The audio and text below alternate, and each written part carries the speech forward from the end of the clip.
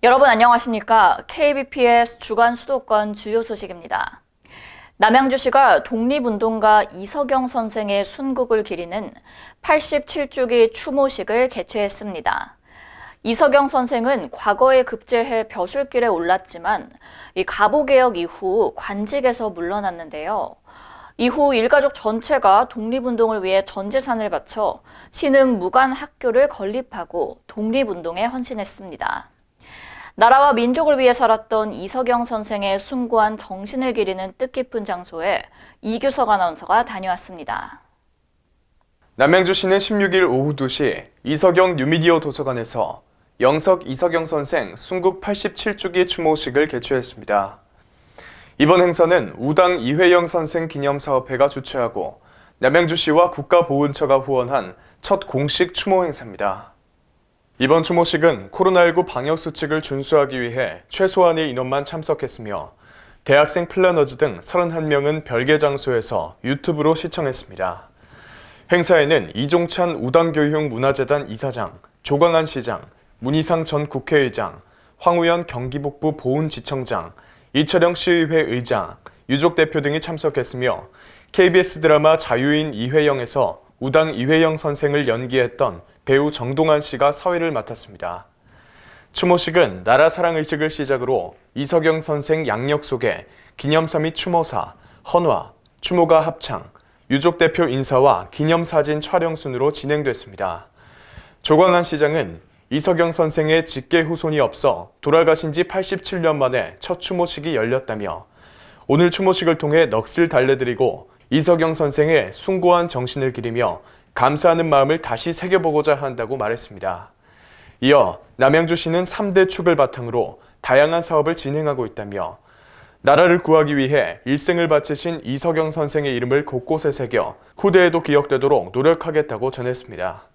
나라를 지키지 못하고 빼앗길 수밖에 없었던 그 뼈아픈 과거의 교훈, 상처를 가슴 깊이 새겨야 된다고 생각을 합니다.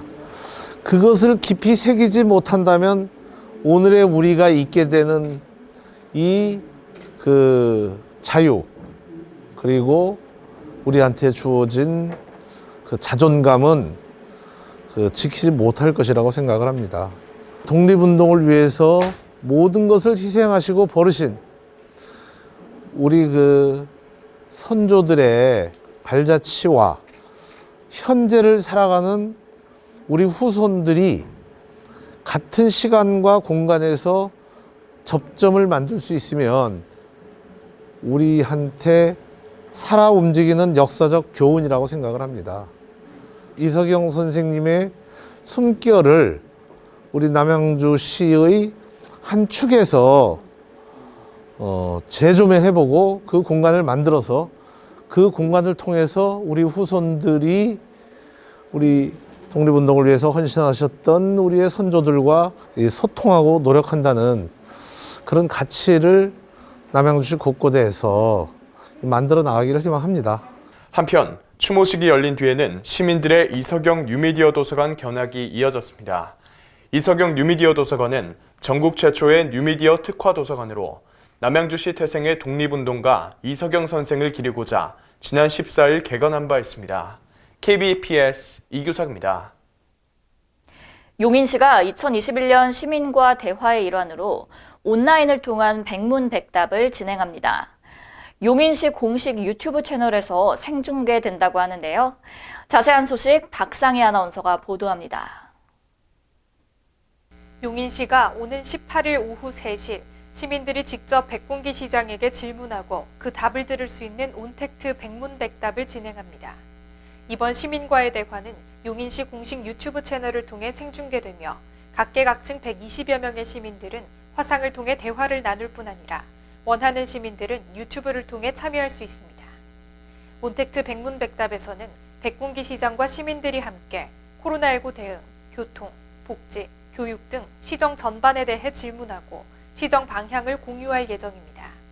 시 관계자는 코로나19로 인해 직접 만날 수는 없지만 온라인을 통해서라도 시민들이 가지고 계신 시정에 대한 갈증을 조금이나마 해소해드리기 위해 준비했다면서 시민 여러분과 허심탄회하게 소통하는 시간이 될 것으로 기대한다고 전했습니다.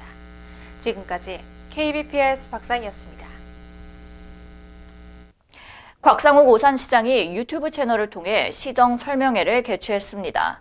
지난해 성과를 공유하고 올해 새로운 목표와 계획을 전하는 자리로 마련됐는데요. 특히 시민과의 대화 시간을 통해 직접 소통하는 시간도 가졌습니다. 심동욱 아나운서의 보도입니다.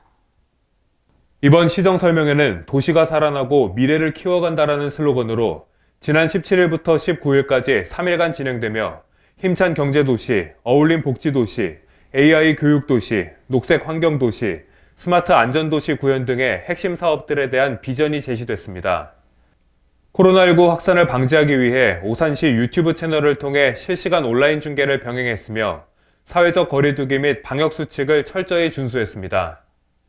곽상욱 시장은 수도권 남부 핵심 관광 인프라를 조성하고 관광객 유치를 통해 지역 경제를 활성화시키겠다는 계획을 밝혔습니다. 또한 시민과의 대화를 통해 시정 상황과 불편 사항 등에 대한 질의와 답변을 나눴습니다.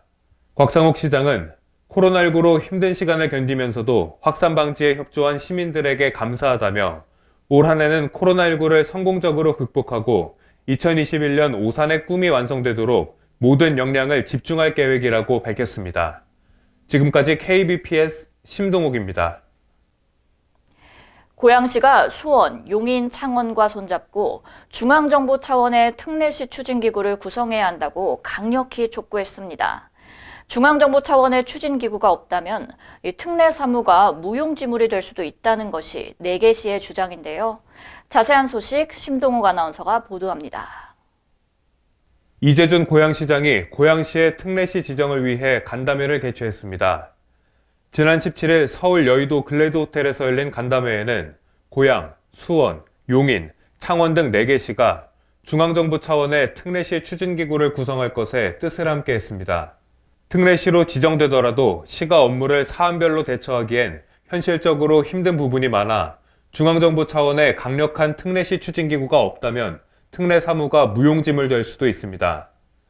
이외에도 단기적인 지방자치법 시행령 개정, 중장기적인 지방일괄이양법 제정에 대해서도 토론하는 자리를 마련했습니다. 논의 결과 각 4개 특례시 시장들은 특례시 권한이양의 당위성을 홍보하고 지역구 국회의원들은 시의회에서 특례사무 이양을 위한 협조를, 시의회에서는 조례 제정 등에 힘쓰기로 결정했습니다. 이재준 시장은 광역자치단체와 특례시 모두 할 수 있는 특례사무를 발굴해 시너지를 일으키는 것이 필요하다라며 4개 시와 지역구 국회의원, 시의회는 특례시 권한을 확보할 수 있도록 각자의 위치에서 맡은 바 최선을 다하겠다라고 전했습니다. 지금까지 KBPS 심동욱입니다.